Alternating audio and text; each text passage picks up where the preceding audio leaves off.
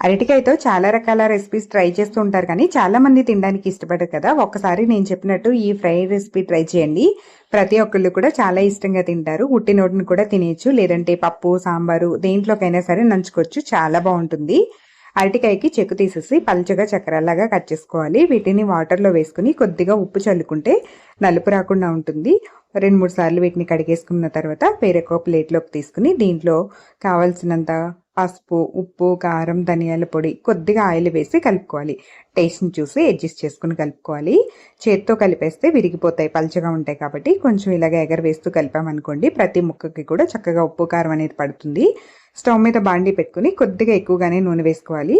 దాంట్లో కొద్దిగా సాల్ట్ వేసామనుకోండి ఆయిల్ లాక్కుండా ఉంటుంది, క్రిస్పీగా కూడా వస్తాయి, టేస్ట్ బాగుంటుంది.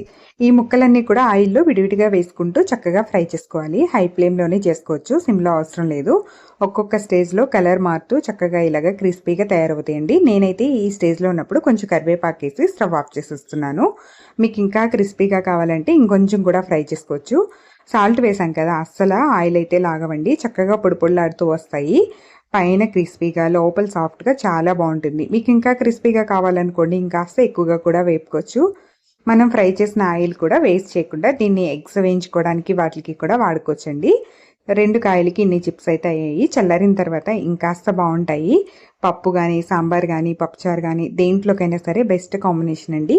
అంతెందుకండి, పిల్లలకి ఇలా ఇస్తే ఉట్టిగా కూడా తినేస్తారు, అంత బాగుంటాయి. ఇక్కడ చేస్తూ చేస్తూ నేనే కొన్ని తినేసాను. 2 కాయలకు వచ్చిన ఈ చిప్స్ మేమైతే ఒక్క పూటలో లాగించేసాం.